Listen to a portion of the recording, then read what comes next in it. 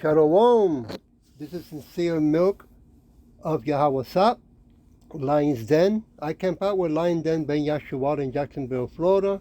First, I'd like to say a prayer to the Father, to the Son, to the elders, to the Akims, and to the women and children. Kal Halayim La Yahweh Ba'Hashem Yahweh Shai. Ba'Hashem Ha Rodash Rodash Mach. All praise to Yahweh in the name of Yahweh Shai, in spirit and holy and truth. Double honors to the elders of GMS. Double honors to my elder, Hawam. Salutations to the Akims who are the four corners of the earth in sincerity and truth. And to the women and children, Shalom. Well, as you can see, we got to come back to this metaverse, okay? Because it's going to be coming out more and more, right? And we have to be watchful of what these wicked Edomites are doing. The title of this lesson: Do not trust the wicked, right? Slakia, do not trust the wicked. So they're coming up with this game, making it sound all wonderful, how it's going to change your life, okay? But I remember when I was young, probably they did it to you too, when your mom or your dad said to you, don't sit too close to the television because it will damage your eyes, right? Well, they're going to have these glasses or whatever they're going to, how they're going to make them, that you put them so close to your face, so close to your eyes. For sure it will cause damage to your eyes and to your brain, right? That amount of heat and so many different lights on the TV screen, so small, right? Not only that, but also that they want it to be used for everything, right? Even when you're doing business, even when you're worshiping, right? And entertainment. So before I go any further and talk more about it, let me play this guy. I'm going to keep it short with the lesson. Listen to this.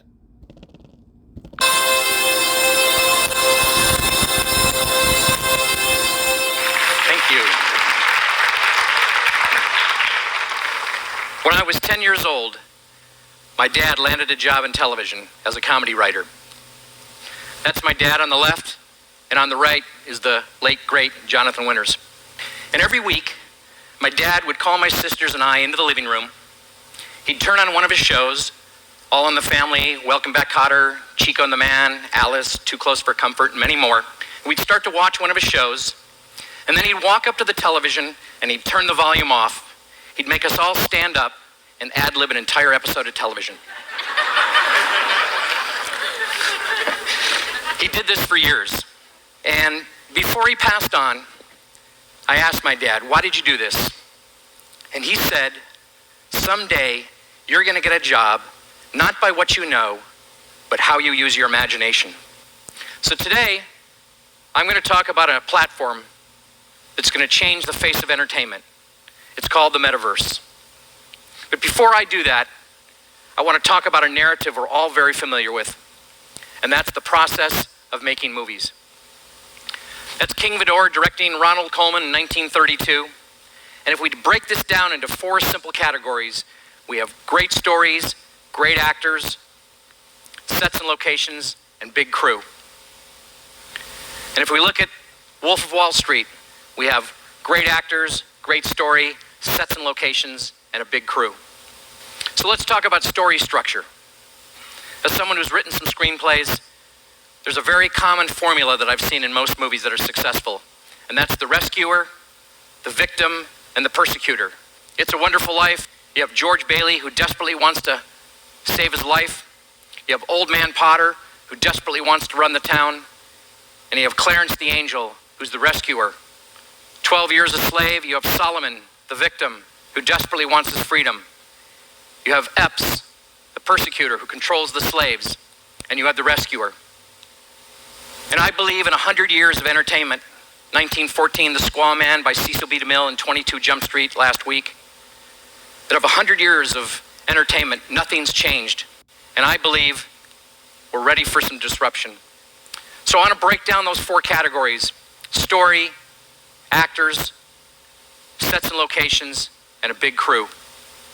Looking at sets and locations, as a director, one of the biggest obstacles is the high cost of sets and locations.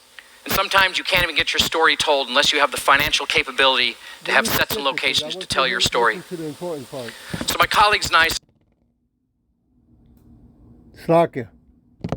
step inside them. Imagine if you're an architect and you walk your clients through your virtual home that you're thinking of building for them, and they can check the measurements and figure out if this is the exact home they want you to build. And let's imagine if it's your grandmother's 90th birthday, and not everybody in the family can come down for grandma's birthday because you're all over the world, all over the place. And those that can't be there put on their virtual glasses and are able to stand next to grandma and watch her blow out her candle. That's just a taste of where we're headed with virtual reality. And about 3 months ago, Mark Zuckerberg purchased Oculus for $2 billion because he believes it's going to be the next communication platform. And that's an understatement. Now, Oculus isn't the only company in the space. There's other companies, but I must say Oculus is the first mover. So I put on these VR goggles, and I have to tell you, the next generation of goggles are incredible. You see, the thing with virtual reality, the holy grail, is presence, the feeling that you're actually in the space. So what they're doing is they're increasing the frame rates so there's no motion blur. And you could put on the VR goggles and take them off, and it's indistinguishable between the virtual world and our world here. That's how incredible the processing speed is. And our goal is not working in fantasy worlds, which are always fun, but our goal is to work in real space and real time. So the rendering you can do in real space is phenomenal. Which one do you think we have? It's ridiculous. I can if you want. So, that's a human scan. You could put a real person next to that human scan and you couldn't tell the difference. So, of course, if you have your avatar, you need to have your mocap bodysuit because you need to attach the anatomy. This is also going to be something that's very ubiquitous that you're going to be able to attach to yourself. You're probably going to be able to pick up a suit at Best Buy.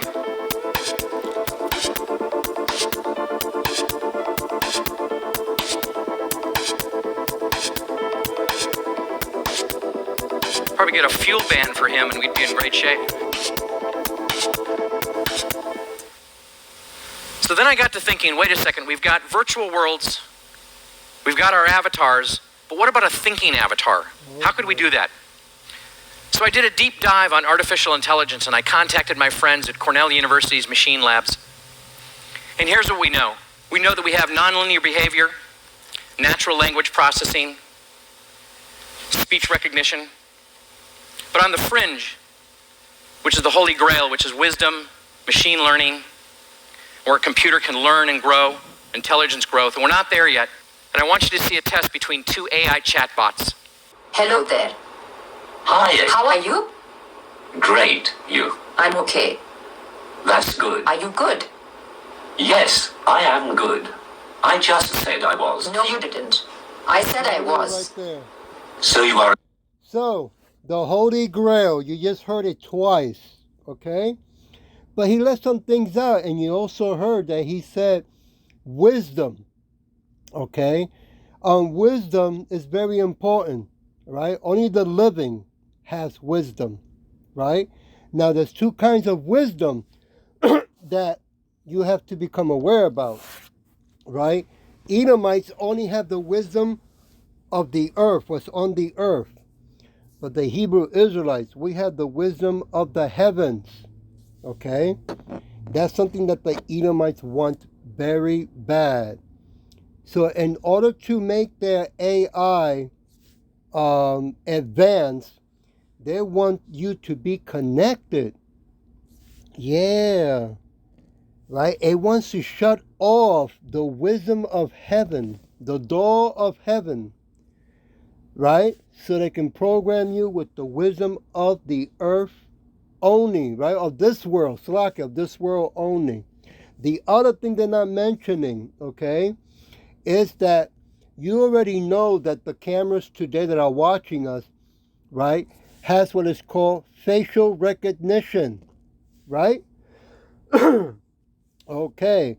Well, also what they know about that you don't know is called iridology, the art and science of reading the eye, because the iris of the eye is the map that's connected to all the parts, organs in your body, right?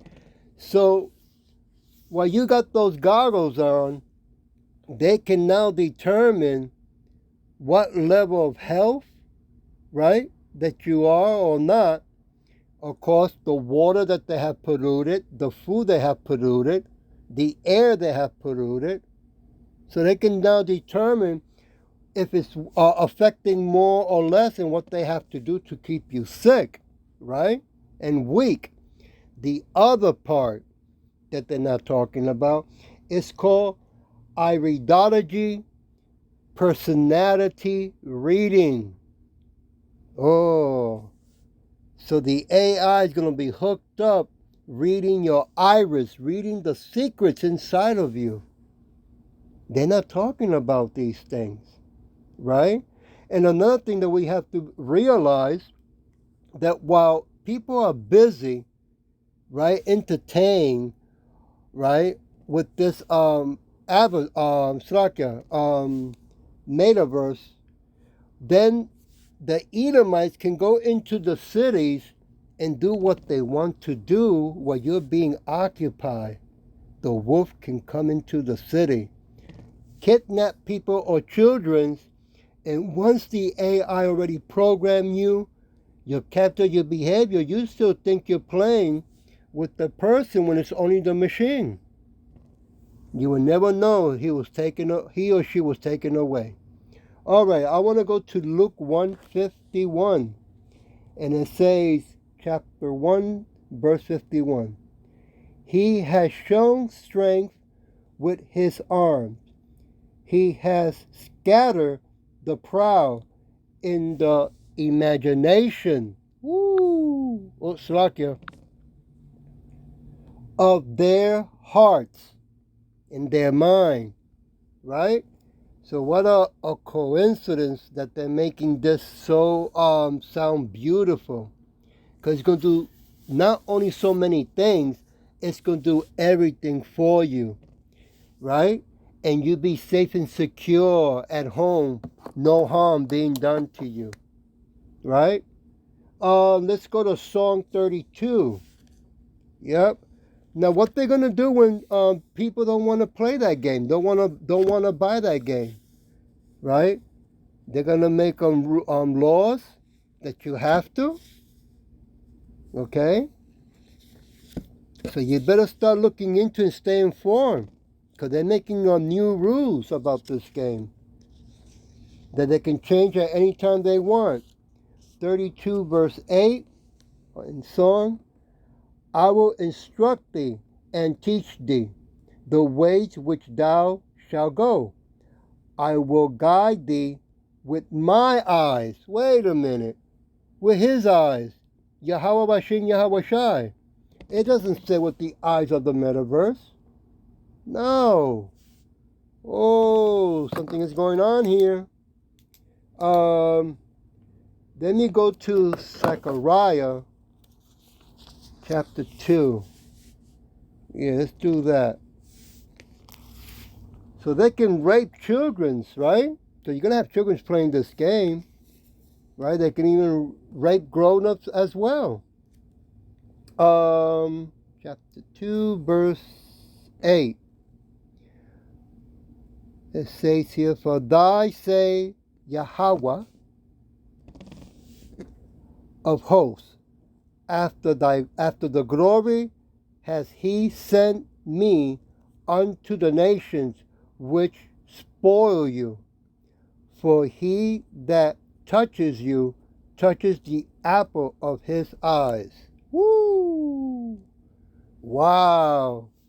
And what a coincidental that now they want to keep your eyes occupied, control, in what they want you to look at only. They don't want you no more looking at reality. They want to now move you into fantasy, artificial living, right? Artificial food, artificial money, artificial relationship, right? Artificial jobs, artificial relationship, right? I mean, they really are going all the way out. They want to turn off conscience, right? Awareness, right? The higher wisdom as well. Yeah. They're getting wicked and wickeder every day. Matthew 18, chapter 18, verse 9. Give me a minute.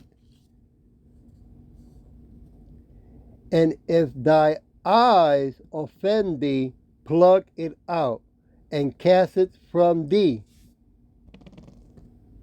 It is better for thee to enter into life with one eye rather than having two eyes to be cast into hell fire. Woo! And if they're going to be controlling with the AI, which you already mentioned, it's going to be controlling this game. I mean, what they're going to be programming people?